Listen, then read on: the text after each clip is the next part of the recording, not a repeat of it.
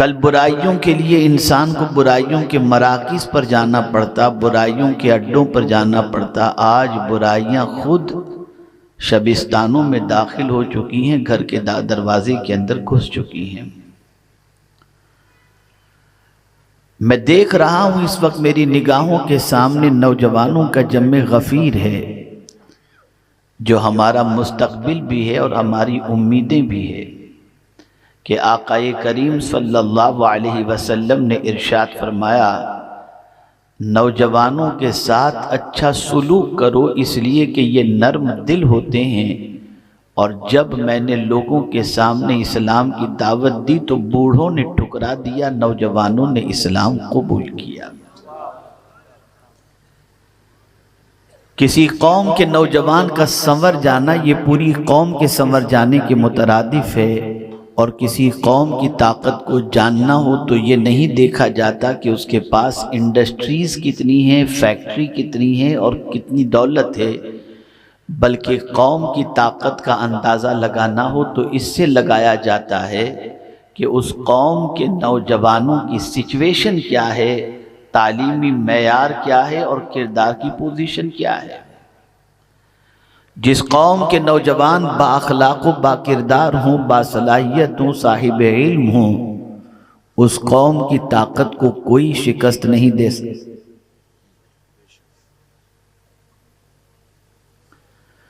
اس قوم کی طاقت کو کوئی شکست نہیں دے سکتا، اس لیے کہ نوجوان بہرحال اللہ عز و جل اور اس کے پیارے حبیب صلی اللہ علیہ وسلم کے فرامین کو پہنچانے میں، اس پر عمل کرنے میں بہت ہی تگودو کرنے کی صلاحیت رکھتا ہے۔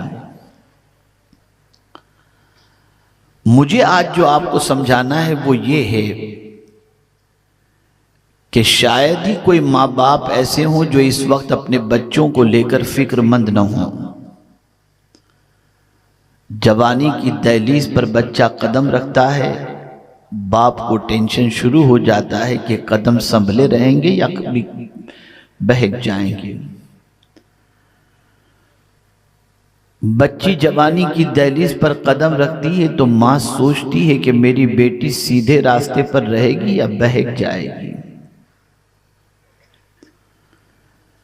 بڑی عجیب سچویشن بن چکی ہے کہ ماں باپ چاہتے ہیں بچے تعلیم حاصل کریں، اور تعلیم گاہوں کے اندر ماحول ایسا بنا کے رکھا گیا ہے کہ اگر لڑکا اور لڑکی پاکیزہ زندگی رکھتے ہوئے علم حاصل کرنا چاہیں تو میں سمجھتا ہوں کہ شاید ہی کچھ بچے اور بچیاں پاکیزہ سوچ کے ساتھ کالج اور یونیورسٹی کی تعلیم کو حاصل کر سکتے ہیں، ورنہ خلط ملط کی بنیاد پر کالج جانے والے بچے، کالج جانے والی بچیاں اپنے دامن کو گناہوں سے بچانے میں کسی حد تک ناکام ہو جاتے ہیں۔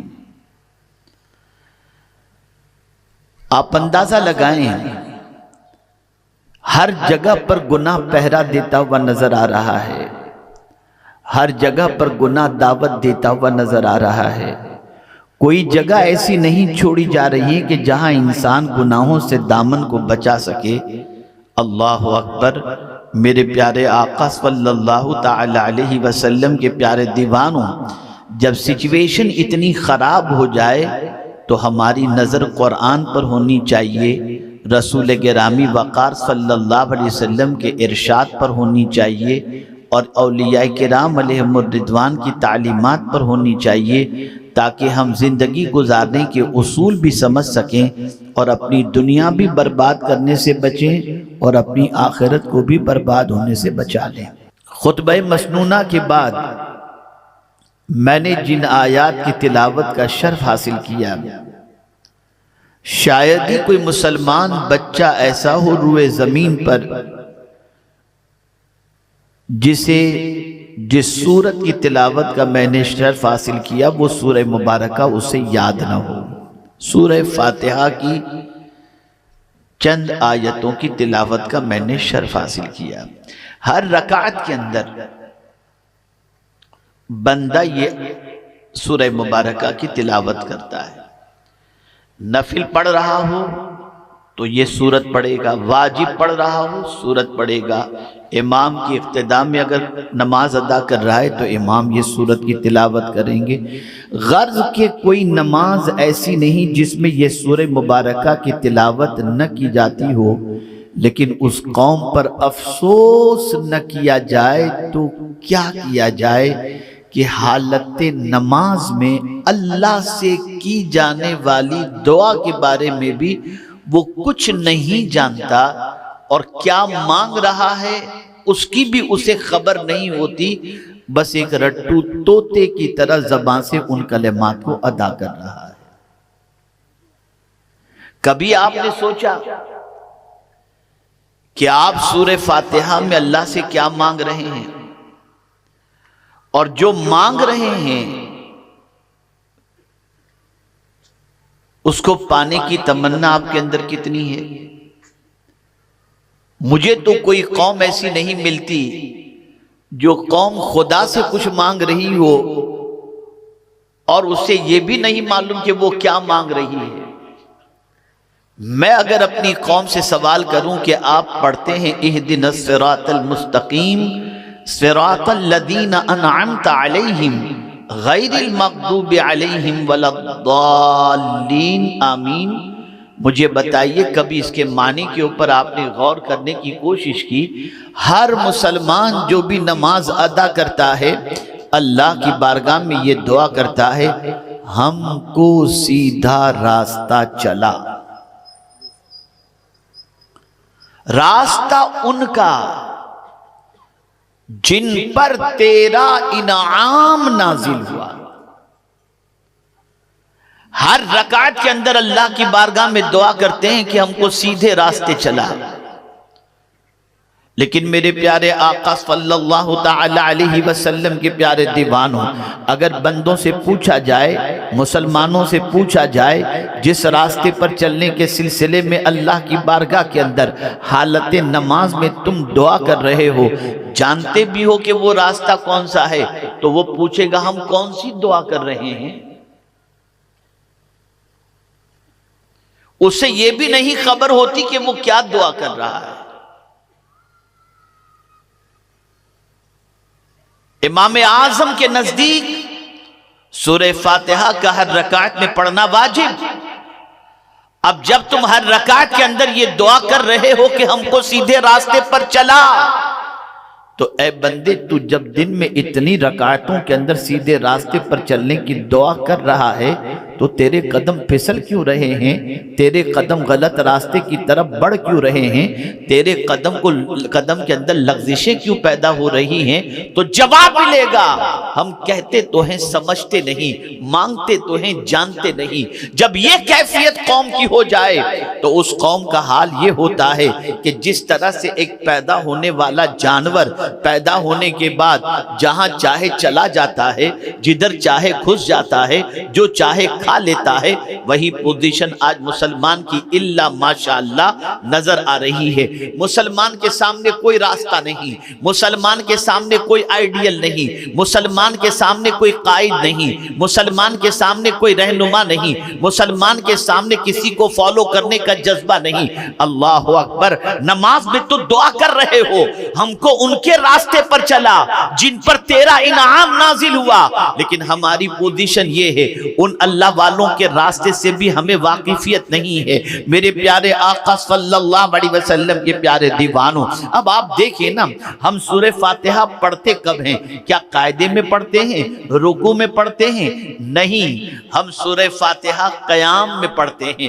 ہاں، عذر کی بنیاد پر اگر کوئی بیٹھ کر کے نماز ادا کر رہا ہے تو وہ بیٹھ کر پڑھے گا، ورنہ میکزیمم لوگ سورہ فاتحہ کی تلاوت کرتے ہیں حالت قیام کے اندر۔ تو اب حالت قیام میں اب آپ کھڑے ہیں اور کھڑے رہ کر اللہ کی بارگاہ میں دعا کرتے ہیں ہم کو سیدھے راستے پر چلا۔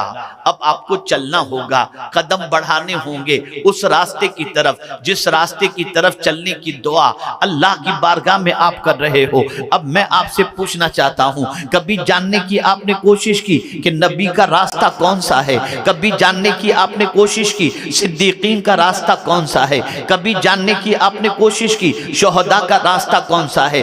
کبھی جاننے کی آپ نے کوشش کی صالحین کا راستہ کون سا ہے؟ نہیں نہیں، یہ جاننے کی کوشش ہی نہیں کی۔ ہاں اگر جاننے کی کوشش کی تو یہ کہ کون سی پکچر میں ہیرو نے کیسی پھٹی ہوئی پینٹ پہنا تھا ہم وہ پہنیں گے، کیسے بال رکھا تھا بال رکھیں گے، کیسے کھاتا تھا کھائیں گے، کیسے مونچھیں رکھی تھی رکھیں گے، کیسے کلین شیو تھا ایسا کریں گے، کون سی جیکٹ پہنا تھا وہ پہنیں گے۔ تلاش کرتے ہو تو ان لوگوں کے راستے کو جن راستے پر چلنے کی تم دعا نہیں کرتے، جن پر اللہ نے غضب نازل کیا، ان کے راستے پر چلنے کی کوشش کر رہے ہو اور دعا کر رہے ہو ہمیں نبی کے راستے پر چلا، ہمیں صدیقین کے راستے پر چلا، ہمیں شہداء کے راستے پر چلا، ہمیں صالحین کے راستے پر چلا۔ میرے پیارے آقا صلی اللہ علیہ وسلم کے پیارے دیوانوں، دعا جو کر رہے ہو اگر اسے سمجھ لیتے اور دل سے یہ دعا کرتے تو نماز کے بعد تم سیرت مصطفیٰ پڑھتے کہ ذرا دیکھو نبی کا راستہ کون سا ہے۔ نماز کے بعد تم صدیقین کی سیرت پڑھتے، ان کا راستہ کون سا ہے۔ نماز کے بعد تم شہداء کی زندگی پڑھتے، ان کا راستہ کون سا ہے۔ نماز کے بعد تم صالحین کی زندگی پڑھتے کہ ان کا راستہ کون سا ہے۔ لیکن تمہیں معلوم ہی تو نہیں کہ تم اللہ سے مانگ کیا رہے ہو۔ نتیجتاً پوری قوم تباہ ہو رہی ہے، نتیجتاً پوری قوم برباد ہو رہی ہے۔ آج ہماری پہچان جہالت ہماری پہچان بن گئی، آوارہ گردی پہچان بن گئی، گنڈا گردی پہچان بن گئی، ڈرگ سپلائی پہچان بن گئی۔ یہ ساری پہچان آج مسلمانوں کی اس لیے بنی کہ جو دعا مسلمان کر رہا ہے اس کے بارے میں کچھ جانتا ہی نہیں کہ کیا مانگ رہا ہے۔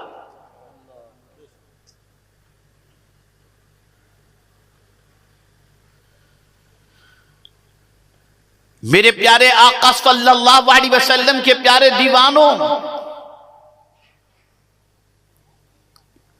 جب اللہ کے نبی کے راستے پر چلنے کی دعا اللہ کی بارگاہ میں کرتے ہو اور یہ کہتے ہو اہدنا الصراط المستقیم، ہم کو سیدھے راستے چلا، پتہ چلا نبی کا راستہ ہی سیدھا راستہ ہے، پتہ چلا صدیقین کا راستہ ہی سیدھا راستہ ہے، پتہ چلا شہداء کا راستہ ہی سیدھا راستہ ہے، پتہ چلا صالحین کا راستہ ہی سیدھا راستہ ہے۔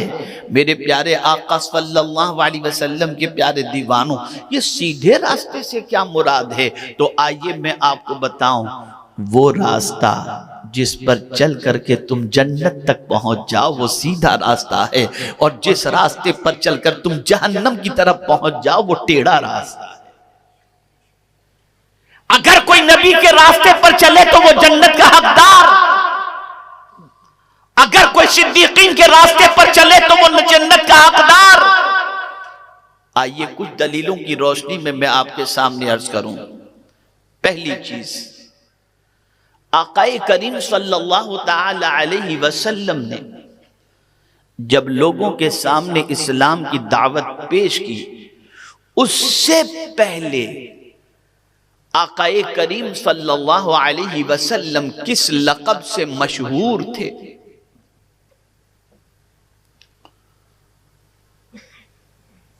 تو رسول اعظم صلی اللہ علیہ وسلم صادق الوعد الامین، سچ بولنے والے، وعدے کی وفا کرنے والے اور امانت دار کی حیثیت سے حضور صلی اللہ علیہ وسلم پوری سوسائٹی کے اندر مشہور تھے۔ سچائی، سچ بولنا یہ بہت بڑی چیز ہے، یہ نبی کا راستہ ہے، اور سب سے زیادہ سچ اللہ کا کلام، وَمَنْ أَصْدَقُ مِنَ اللَّهِ قِيلًا۔ اور ایمان تو کہتے ہی اسے ہیں کہ اللہ کی طرف سے جو کچھ حضور صلی اللہ علیہ وسلم لے کر آئے اس کا دل سے تصدیق اور زبان سے اقرار کرنا، اس کا نام ہے ایمان۔ سچائی یہ نبی کا راستہ، ایک مومن اپنی زبان سے کبھی جھوٹ بول ہی نہیں سکتا، بولنا ہی نہیں چاہیے۔ اگر قرآن مقدس کا مطالعہ کریں تو کئی انبیاء کے حوالے سے قرآن نے کہا صدیق النبیہ، صدیق النبیہ، صدیق النبیہ۔ ہر نبی سچ بولنے والے، اور دنیاوی معاملات کے اندر جب لوگوں نے دیکھا کہ یہ سچ بولتے ہیں تو پھر سمجھدار لوگ یہ کہنے پر مجبور ہو گئے جو دنیاوی معاملے میں سچ بولتا ہو وہ اللہ کے معاملے میں جھوٹ کیسے بول سکتا ہے؟ لوگوں نے ان کی دعوت قبول کر لی۔ سچ یہ نبی کا راستہ ہے۔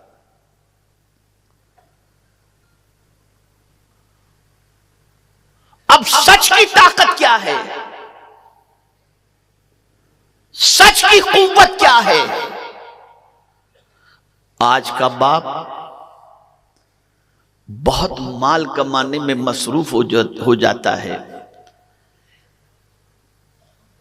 اور یہ سوچتا ہے کہ میرا مال بڑھاپے میں مجھے کام آئے گا، جھوٹ سچ غلط جیسے تیسے کر کے مال اکٹھا کرتا ہے۔ ایسے ہی بیٹے کے بارے میں غور کرتا ہے اور تمنائے لیے بیٹھتا ہے کہ میرا بیٹا مجھے بڑھاپے میں کام آئے گا، ساتھ دے گا، جب میں چلنے کے لائق نہیں رہوں گا تو یہی بچہ کما کر کے مجھے کھلائے گا۔ یہ دو چیزیں جس پر ایک باپ، ایک فیملی، معاشرے کا انسان ڈیپینڈڈ ہوتا ہے اور اسے یہ اطمینان ہوتا ہے یہ میرے بڑھاپے کا سہارا، مال بھی بیٹا بھی۔ اب قرآن نے اس پر سے پردہ اٹھایا۔ تم سمجھتے ہو یہ دنیا میں تمہیں کام آئیں گے؟ تم سمجھتے ہو یہ آخرت میں تمہیں کام آئیں گے؟ قرآن نے کہہ دیا یوم لا ينفع مال ولا بنون، قیامت کے دن نہ تمہارا مال تمہیں نفع پہنچائے گا نہ تمہارے بیٹے تمہیں نفع پہنچائیں گے۔ وہ مال ہیرا پھیری کر کے جو تم نے جمع کر لیا، سرمائے کو اکٹھا کر لیا، دولت کا انبار لگا لیا، آسائش کے سارے سامان تم نے خرید لیے، تم نے یہ نہیں سوچا کہ سچ بول کر حاصل کیا یا جھوٹ بول کر۔ یہ چند دنوں کا دنیا کا عیش تو تمہیں یہ مال دے سکتا ہے، آخرت میں نفع نہیں پہنچائے گا۔ وہ بیٹا جس کے مستقبل کو تابناک بنانے کے لیے تم نے دکانیں خرید کر رکھی کہ میرا بیٹا بڑا ہو کر کے آرام سے زندگی گزارے، حلال سے کمایا تو سبحان اللہ، لیکن غلط راہ سے اگر تم نے کمایا ہے اور بیٹے کے لیے کمایا تو کسی نے ایک بہت پیاری بات کہی، افسوس سے اس شخص پر جو کسی کی دنیا بنانے کے لیے خود کی آخرت برباد کرتا ہے۔ کبھی کبھی انسان اپنے بچوں کی دنیا بنانے کے لیے اپنی آخرت کو تباہ کر بیٹھتا ہے، برباد کر بیٹھتا ہے۔ اب قرآن نے واضح طور پر فرما دیا یوم لا ينفع مال ولا بنون، قیامت کے دن مال نفع نہیں پہنچائے گا، بیٹا نفع نہیں پہنچائے گا، بیٹے نفع نہیں پہنچائیں گے۔ اب آ رہی ہے وہ بات جو نبی کا راستہ ہے، جس راستے پر چلنے کی تم دعا کرتے ہو نا، اگر اس راستے پر چلے جو نبی کا راستہ ہے تو وہ چیز تمہیں قیامت میں اس وقت نفع پہنچائے گی جب تمہارا مال بھی نہیں پہنچائے گا نہ تمہارے بیٹے نفع پہنچائیں گے۔ آئیے قرآن سے پوچھتے ہیں، اے قرآن تو بتا کہ قیامت میں کون سی چیز ہمیں نفع پہنچائے گی؟ تو میرے کریم نے فرمایا یوم ینفع الصادقین صدقہم، قیامت کے دن سچ بولنے والوں کو ان کا سچ نفع پہنچائے گا۔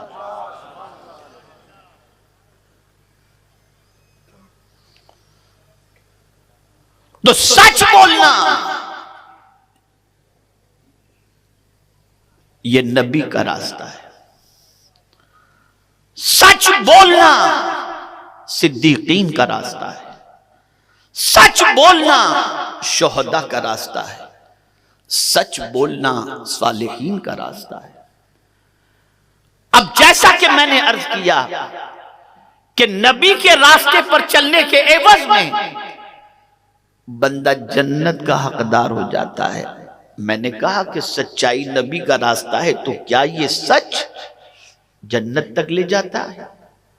تو حضور صلی اللہ علیہ وسلم نے فرمایا علیکم بالصدق، سچ کو لازم پکڑو. ان الصدق بر، بے شک سچ نیکی ہے. ان البر یہدی الی الجنہ، یہ ایسی نیکی ہے جو جنت تک لے کر کے جاتی ہے. ایک جملہ تاریخی میں آپ کی سماعتوں کے حوالے کرتا ہوں. سچ بولنے والا خود کے نزدیک بھی بلند ہوتا ہے اور قدرت کے نزدیک بھی بلند ہوتا ہے، اور جھوٹ بولنے والا خود کی نظر میں بھی گر جاتا ہے اور خدا کی نظر میں بھی گر جاتا ہے.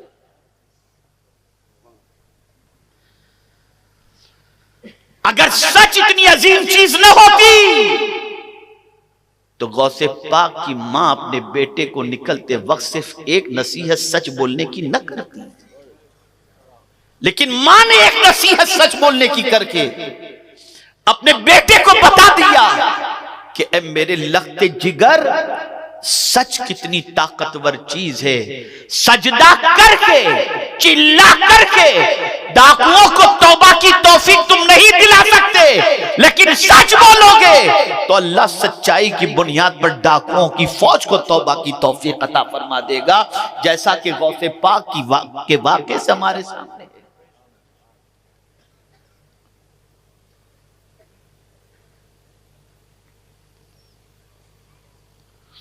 تو نبی کا راستہ ہے سچ بولنا، اور یہ ایسا ہنر ہے، یہ ایسا فن ہے کہ اس میں اتنی طاقت ہے، اتنی طاقت ہے، اتنی طاقت ہے کہ اگر آدمی سچ بولنے کے اندر مشہور ہو جائے تو پھر اس کو دنیا اور آخرت کی کوئی تکلیف نہیں آتی. اللہ پھر اس کو کامیابی سے ہمکنار فرما دیتا. بہت بڑی قوت کا نام ہے سچ. ایک صحابی حضور صلی اللہ علیہ وسلم کی بارگاہ میں حاضر آئے، عرض کرتے ہیں یا رسول اللہ صلی اللہ تعالی علیہ وسلم، کیا مومن کمزور ہو سکتا ہے؟ تو سرکار صلی اللہ علیہ وسلم نے فرمایا ہاں، مومن کمزور ہو سکتا ہے. کیا مومن زنا کر سکتا ہے؟ سرکار نے فرمایا ہاں، مومن زنا کر سکتا ہے، ہو سکتا ہے اسے. لیکن جب وہ صحابی پوچھتے ہیں کیا مومن جھوٹا ہو سکتا ہے؟ سرکار نے فرمایا نہیں، جو مومن ہوگا وہ جھوٹ نہیں بولے گا. آج کوئی پارٹی پیمنٹ لینے کے لیے آئی تو پتہ چلا 40 دن کے لیے کہیں چلے گئے ہیں.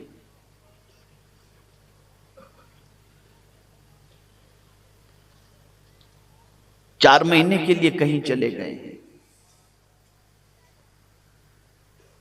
بلکہ دروازے پر پہنچ گیا پیمنٹ لینے والا تو بیٹے سے کہتے ہیں بول دو ابا گھر پہ نہیں ہے. یہ ساری چیزیں ہو رہی ہیں.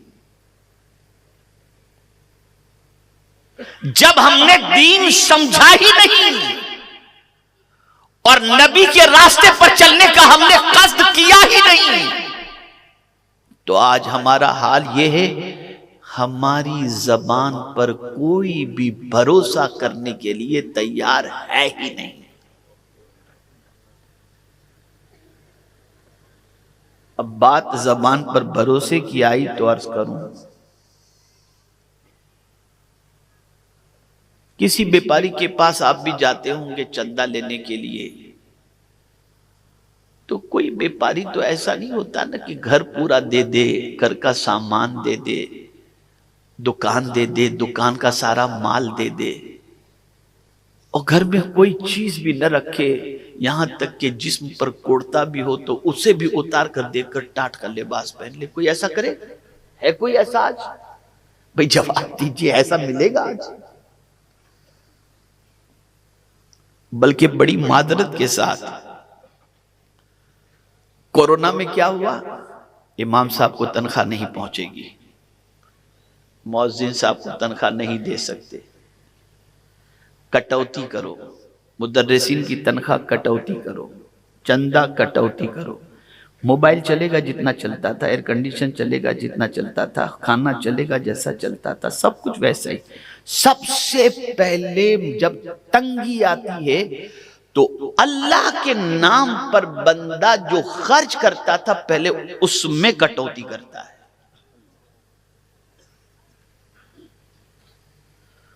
وہ پاگل یہ سمجھتا ہے کہ میں ادھر جو دیتا تھا نا یہ زیادہ چلا جاتا تھا، اس کو کاٹو۔ ارے نادان، وہی جو تیرا جاتا تھا اسی کی وجہ سے تو تجھے دوسرا سب مل رہا تھا، لیکن کٹوتی اس میں سب سے پہلے کرتا ہے۔ لیکن ایک بات ہمارے علماء تشریف فرما ہیں، میں اللہ کا شکر ادا کرتے ہوئے یہ عرض کروں گا اور اپنے علماء سے اور حفاظ سے میں کہوں گا، بہت خوش نصیب ہیں آپ لوگ۔ کورونا کے زمانے کے اندر MBA کو،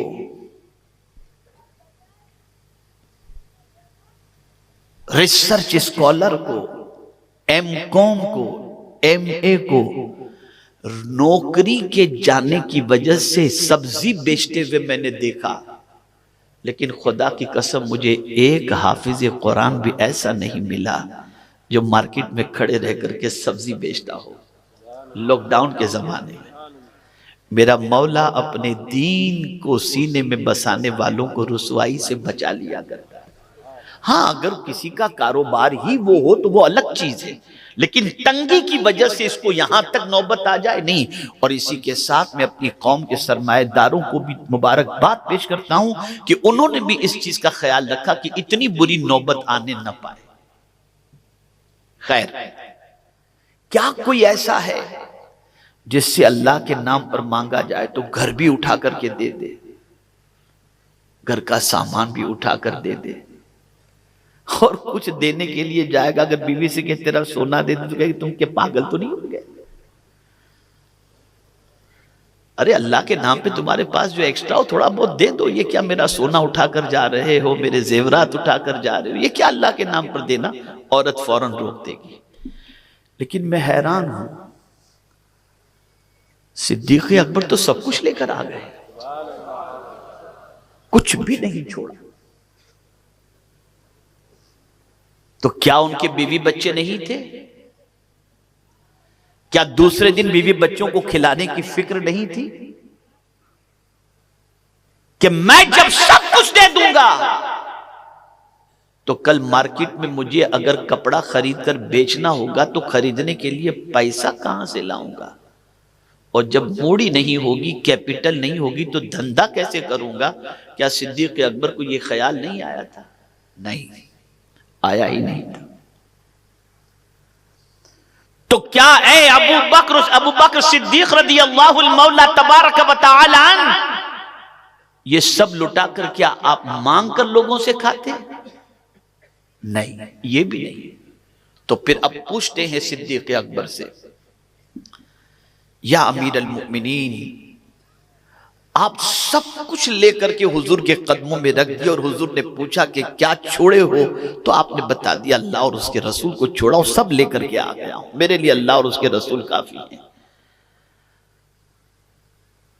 تو آپ جب سب لے کر آ کر دے دیے تو بیوی بچوں کے لیے آپ کو فکر نہیں تھی؟ کیا کریں گے دوسرے دن آپ؟ اب سنیے صدیق اکبر کا جواب کیا ہوگا۔ چشم تصور میں جب ان سے پوچھا جائے تو جواب میں صدیق اکبر یہی کہتے دکھائی دیں گے، میں مال تو لا کر قدم ناز مصطفیٰ پر رکھ دیا ہوں، لیکن مصطفیٰ جان رحمت کے راستے پر چلنے کی وجہ سے مارکیٹ میں نے ایسی عزت بنائی ہے کہ میری سچائی پر لوگ لاکھوں کا مال مجھے یوں ہی تجارت کے لیے دے دیا گیا. یہ آج ذرا ادھار دے کر کے مانگنے کے لیے جاؤ، باٹا کے 5 جوڑے چپل کے گھس جائیں گے لیکن پیمنٹ نہیں ملے گی. اور بہت سارے ظالم ایسے ہیں جن پر دنیا والوں کے پیسے نکلتے ہیں اور چلے عمرہ کرنے کے لیے، چلے حج کرنے کے لیے. کہاں کا دین تم نے سیکھا ہے؟ اور کچھ ظالم تو ایسے ہیں جو حج اور عمرہ کے نام پر پیسے لے کر کھا جاتے ہیں. جس قوم میں اس قسم کے ظالم موجود ہوں وہ قوم زمانے میں کیسے عزت والی بن کر کے جی سکتی ہے؟ بلکہ مسجد کے اندر جوتے اور چپل کو جو مسجد کے ٹوائلٹ کے ہوتے ہیں، ٹرسٹیوں کو مجبوراً اسے بھی زنجیر سے باندھ کر رکھنا پڑتا ہے کہ کوئی اٹھا کر نہ لے جائے. گلاس کو بھی زنجیر سے باندھ کر رکھنا پڑتا ہے کہ کوئی اٹھا کر نہ لے جائے. یہ حال ہے ہمارا. آج پوری توانائی جھونکی جا رہی ہے. نماز، روزہ، حج، زکوٰۃ. خدا کی قسم یہ ہونا چاہیے. نماز کی تعلیم، روزے کی تعلیم، حج کی تعلیم، زکوٰۃ کی تعلیم. لیکن یہ ساری چیزیں آپ کے اور رب کے درمیان کا معاملہ ہے. نماز اللہ نے آپ پر فرض کی، اس کی بندگی کر رہے ہیں، لیکن سچائی کا تعلق معاشرے سے ہے، بندوں سے ہے. کہ آپ اگر سچ بولو گے تو آپ کی سچائی کی بنیاد پر دھوکے سے آدمی بچ جائے گا اور وہ سچائی آپ کی عزت کو 4 چاند لگا دے گی. تو ہم دعا کرتے ہیں اہدنا الصراط المستقیم، ہم کو سیدھے راستے پر چلا، ان کے راستے پر جن پر تیرا انعام نازل ہوا، لیکن جانتے ہی نہیں یہ راستہ. تو سب سے پہلے آج اس بات کو ذہن کے اندر محفوظ کر لو کہ دنیا اور آخرت میں کامیاب ہونا ہے تو آج کے بعد سچ سچ اور سچ ہی اپنی زبان سے کہنا، چاہے اس میں کتنا بڑا نقصان کیوں نہ ہو جائے. یہ نبی کا راستہ ہے، یہ صدیقین کا راستہ ہے، یہ شہداء کا راستہ ہے، یہ صالحین کا راستہ ہے. میرے پیارے آقا صلی اللہ تعالی علیہ وسلم کے پیارے دیوانوں، آپ دیکھیں ایک راستہ صدیق اکبر کا یہ بھی بتا دوں تاکہ عقیدے کی درستگی بھی ہو جائے. جس صدیق اکبر کی شان میں اللہ نے قرآن مقدس میں فرمایا وَالَّذِي جَاءَ بِالصِّدْقِ وَصَدَّقَ بِهِ أُولَئِكَ هُمُ الْمُتَّقُونَ، وہ جو سچ لایا اور وہ جس نے اس کی تصدیق کی، سب اس بات پر متفق ہیں. اس سے مراد صدیق اکبر رضی اللہ تعالی عنہ اور حضور صلی اللہ علیہ وسلم ہے. اولئک هم المتقون، یہ متقی ہیں.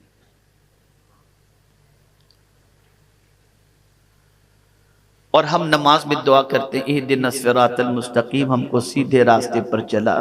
انعم اللہ علیہم من النبیین والصدیقین، نبی کے بعد صدیق. نبی کے قدموں سے سب سے زیادہ اگر کوئی قریب ہے تو صدیق. اب ایک سوال مارکیٹ میں چل رہا ہے، اگر کہا جائے حضور سے مانگنا جائز تو کہیں ہاں قرآن شریف میں تو آیا ہے وَأَمَّا السَّائِلَ فَلَا تَنْهَرْ، یہ بھی آیا ہے مَا آتَاكُمُ الرَّسُولُ فَخُذُوهُ وَمَا نَهَاكُمْ عَنْهُ فَانْتَهُوا. لیکن یہ اس وقت تک کے لیے ہے جب تک آقا کریم صلی اللہ علیہ وسلم ظاہری حیات کے ساتھ زمین پر جلوگر تھے، تب تک. اب وصال کے بعد نہیں مانگ سکتے. اس طریقے کی باتیں کہی جاتی ہیں. تو چلیے ہم صدیق اکبر سے پوچھتے ہیں جن کے راستے پر چلنے کی دعا کرتے ہیں. کہ کیا وصال کے بعد حضور سے مانگنا منع ہے؟ تو آئیے سیدنا صدیق اکبر رضی اللہ تعالیٰ عنہ حضور صلی اللہ علیہ وسلم کے وصال کے بعد زیادہ دنوں تک اس فرش گیتی پر رہ نہ سکے. ہجر و فراق اور جدائی کے غم میں اتنا روتے اتنا روتے اتنا روتے جس کی کوئی انتہا نہیں. اور تھوڑے ہی عرصے کے اندر ایسا محسوس ہونے لگا کہ اب صدیق اکبر اس دنیا سے تشریف لے جائیں گے، اور بیمار بھی اسی طریقے سے ہوئے بھی. تو اب جب صدیق اکبر کو اپنا وصال نگاہوں کے سامنے نظر آنے لگا تو وصیت کرتے ہیں. کیا وصیت کرتے ہیں؟ حضور پردہ فرما چکے ہیں صلی اللہ علیہ وسلم. وصیت کرتے ہیں میری روح جب میرے جسم سے جدا ہو تو میرے جنازے کو حضور صلی اللہ علیہ وسلم کے حجرہ مبارک کے دروازے کے پاس لے جا کر کے رکھ دینا، اور سلام پیش کرنا، اور حضور صلی اللہ علیہ وسلم سے عرض کرنا کہ ابو بکر آپ کے پہلو میں دفن ہونے کی اجازت چاہتا ہے. اگر اجازت مل جائے تو پہلو میں دفن کرنا، ورنہ جنت البقیع میں دفن کرنا. وصال ہوا، جنازے کو لے جا کر رکھا گیا، سلام پیش کیا گیا اور عرض کیا گیا ابو بکر آپ کے پہلو میں دفن ہونے کی اجازت چاہتے ہیں. قبر انور سے آواز آتی ہے حبیب کو حبیب سے ملا دو. دروازہ کھلا، صدیق اکبر آج پہلو میں آرام کر رہے ہیں. درس دیا. سرکار کے وصال کے بعد مانگنا اگر شرک ہوتا تو ابو بکر نہ مانگتے، اور مانگ کر مراد پوری ہو رہی ہے. گویا یہ صدیق اکبر پیغام دے رہے ہیں کہ وصال کے بعد بھی مانگو تو مصطفیٰ عطا کرتے ہیں. تو میرے امام پکار اٹھتے ہیں مانگیں گے مانگے جائیں گے، منہ مانگی پائیں گے، سرکار میں نہ لا ہے نہ حاجت.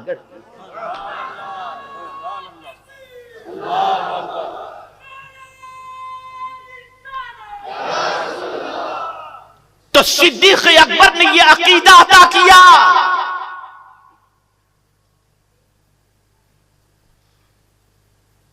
لوگ کہتے ہیں اللہ سے مانگو، تو میں کہتا ہوں کون منع کرتا ہے اللہ سے مانگنے کے لیے؟ آپ بھی جب بیمار ہوں تو ایک کام کیا کریں، ڈاکٹر کے پاس جانے کی کوئی ضرورت نہیں، مریض کو لے کر مسجد کے اندر لٹا دو، اللہ اس کو شفا عطا فرمائے. لیکن آپ لے کر جاتے ہو ڈاکٹر کے پاس، جانا چاہیے. کیوں جاتے ہو؟ اس لیے جاتے ہو کہ ڈاکٹر کے پاس اس نے علم حاصل کیا ہے، اس علم کی روشنی میں مریض کے علاج کی صلاحیت اس کے پاس ہے. اس لیے ہم اس کے پاس جاتے ہیں تاکہ اس کی وجہ سے مریض کو شفا مل جائے. نادانوں، جو یونیورسٹی میں پڑھا ہو، میڈیکل کالج میں پڑھا ہو، تم اس کے بارے میں تو یہ عقیدہ رکھتے ہو کہ وہ مریض کو دوائیں دے کر کے تندرست کر سکتا ہے، اس کا ٹریٹمنٹ کر سکتا ہے. اور جو مصطفیٰ براہ راست خدا سے پڑھے ہوں، اس مصطفیٰ کے علم کا کیا کہنا، ان کا کیا کہنا. تو صدیقین کا راستہ. اسی طریقے سے شہداء کے راستے پر چلنے کی ہم دعا کرتے ہیں. ہر ماہ محرم میں تاجدار کربلا کی یاد مناتے. میں ذرا کڑوی بات بھی کہنے کا عادی ہوں، تھوڑا سا ہضم کر لیجئے گا. جیسے ہی 10 محرم کو امام حسین کی شہادت کا واقعہ بیان کیا جاتا ہے، آنکھوں سے آنسو جاری ہو جاتے ہیں. اچھی بات ہے، محبت حسین کے اندر آنکھوں سے آنسو بہانا کوئی گناہ کا کام نہیں ہے. لیکن ایک سوال پوچھتا ہوں، ذرا کڑوی بات، ایک سوال پوچھتا ہوں.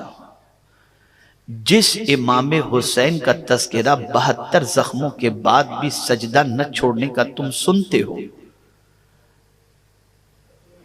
اور سننے کے بعد آنسو بہاتے ہو، اور یہ کہتے ہو کہ انہوں نے 72 زخم کھائے پھر بھی نماز نہیں چھوڑی، تمہارے تو سر میں درد ہوتا ہے تو تم نماز چھوڑ دیتے ہو.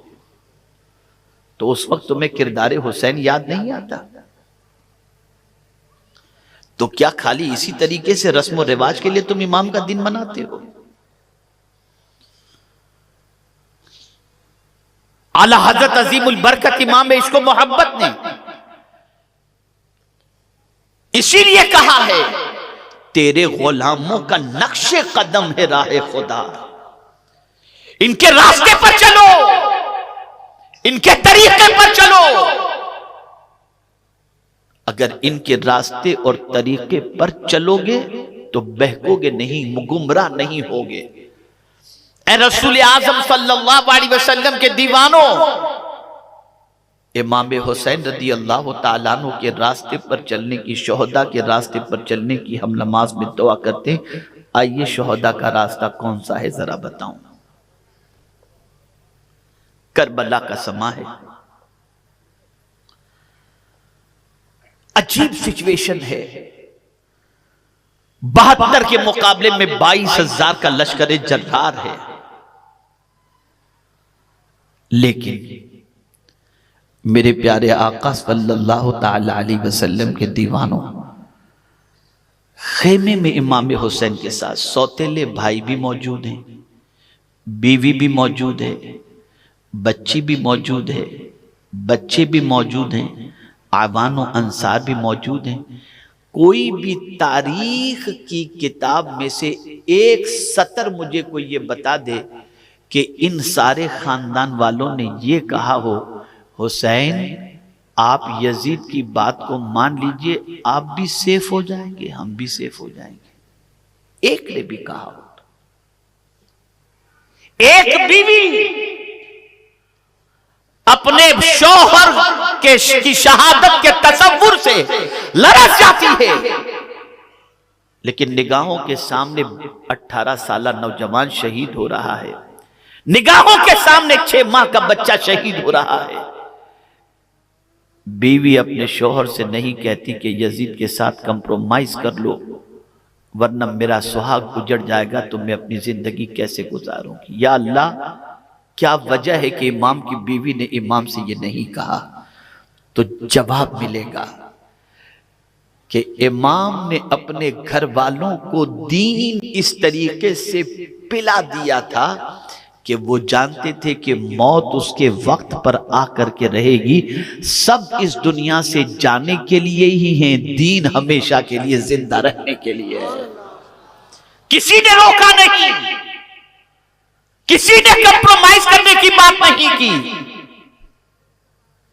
اور آج کوئی چند ٹکے کی آفر دے دے، عقیدہ گیا۔ رکشہ دلا دیں گے، صلاۃ و سلام کی چھٹی۔ کیا ہو رہا ہے یہ سب؟ نماز میں دعا کرتے ہو ہم کو سیدھے راستے پر چلا، راستہ ہی نہیں معلوم، کھانا پینا خالی معلوم ہے بس۔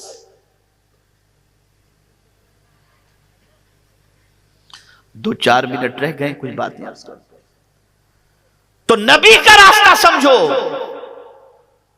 صدیقین کا راستہ سمجھو، شہداء کا راستہ سمجھو اور صالحین۔ اب سوال یہ پیدا ہوتا ہے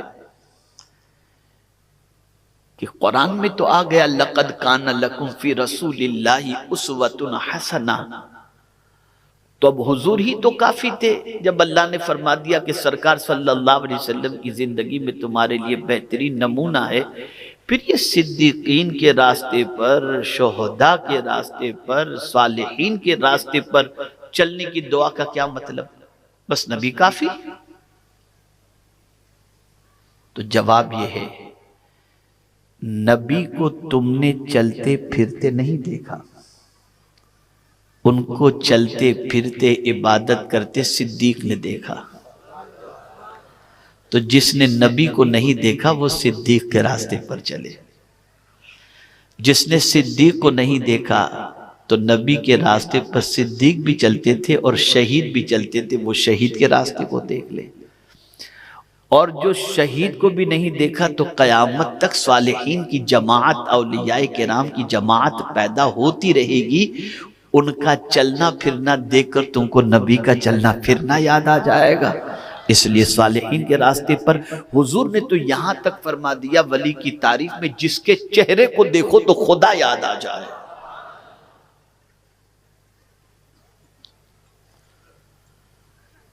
اور اسی لیے فرائض ترک کرنے والا جو مجذوب نہیں، خوب کھاتا پیتا ہے، یہاں پر مرغ مسلم کھاتا ہے اور کہتا ہے نماز کعبے میں جا کے پڑھتا ہوں. ہماری قوم کے بڑے پہنچے ہوئے بابا ہیں، لا حول ولا قوت، کہاں پہنچے اور کہاں لے جائیں گے نہیں معلوم، نماز چھوڑ رہے ہیں. سیدنا غوث پاک رضی اللہ المولا تبارک و تعالی عنہ کی بارگاہ کے اندر ایک صاحب حاضر آئے اور عرض کرنے لگے حضور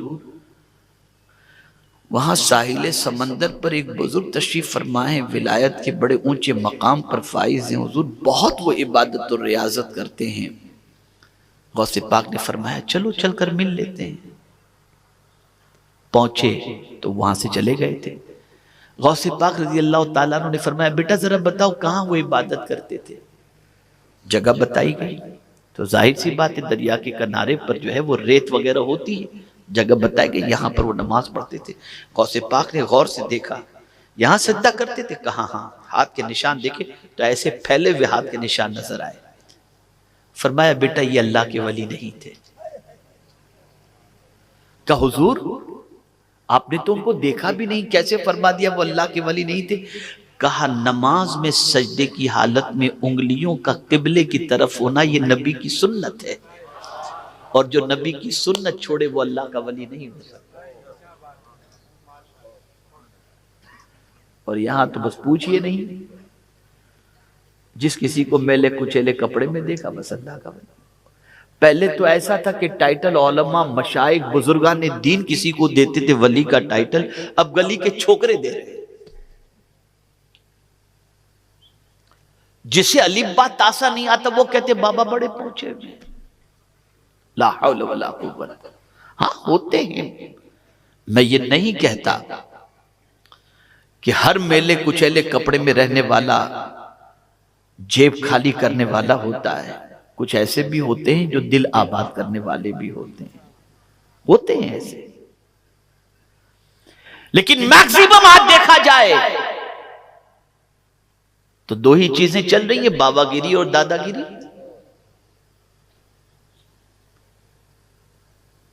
تو اے رسول اعظم صلی اللہ تعالی علیہ وسلم کے دیوانوں، جب یہ دعا کرتے ہو کہ ہم کو سیدھے راستے پر چلا، تو پھر نبی کا راستہ ڈھونڈو، پڑھو، تلاش کرو اور اس راستے پر چلو. آج ہماری قوم کے نوجوانوں کی زندگی دیکھ کر، ان کا اللہ عز و جل سے بے خوفی کا حال دیکھ کر ڈر لگتا ہے کہ یہ قوم کہیں اللہ عز و جل کی طرف سے سخت امتحان میں گرفتار نہ ہو جائے. بے خوف و خطر زنا ہو رہا ہے، بے خوف و خطر بدکاریاں ہو رہی ہیں، بے خوف و خطر آوارگی ہو رہی ہے. اللہ کا ڈر دل سے چھٹی کر چکا ہے. خوف نام کی کوئی چیز نہیں. جانتے ہیں آپ قیامت میں جو سوالات ہوں گے، سب سے پہلے بندہ اپنی جگہ سے ہل نہ سکے گا جب تک کہ 5 سوالوں کے جواب نہ دے.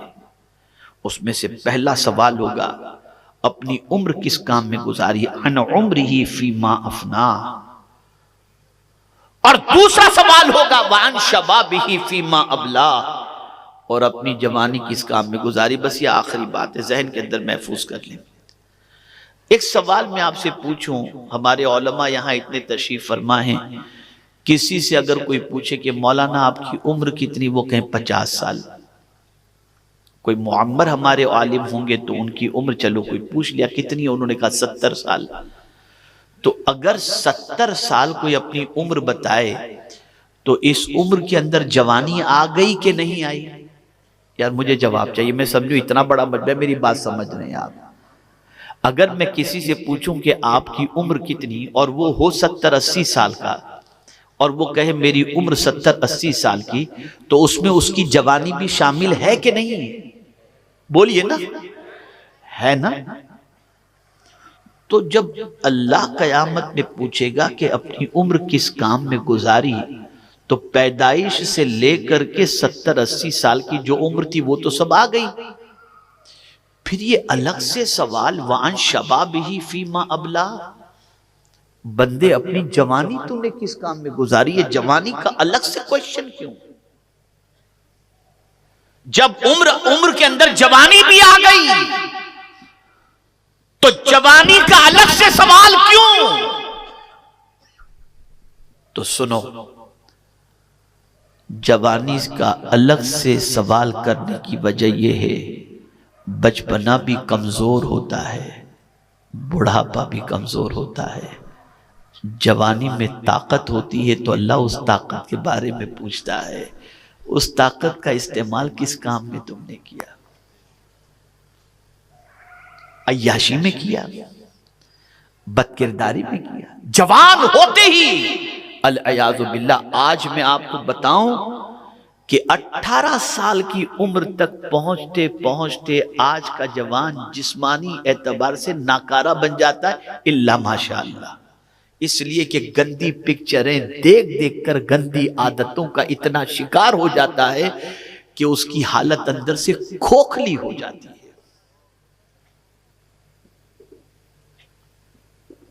تو جوانی کے بارے میں سوال ہوگا،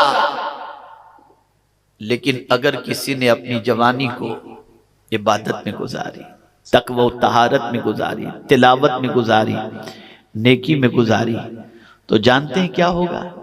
جب وہ بوڑھا ہو جائے گا نا، جب وہ بوڑھا ہو جائے گا اور بڑھاپے میں چلنا بھی مشکل، کھڑے ہو کر نماز پڑھنا بھی مشکل، مشکل سے فرائض کی ادائیگی ہو پا رہی ہے، نفل بھی نہیں پڑھ پا رہا، ادھر نماز پڑھا آ کے بستر پر لیٹ گیا، آنکھوں کی روشنی کم، تلاوت بھی نہیں کر پاتا. مولا فرشتوں سے فرمائے گا میرے فرشتوں بتاؤ، یہ جو بستر پر بوڑھا پڑا ہوا ہے، جو بڑی مشکل سے فرائض ادا کرتا ہے، ذرا بتاؤ یہ جوانی میں کیا کرتا تھا؟ کیا کرتا تھا جوانی؟ جبکہ مولا سب جانتا ہے.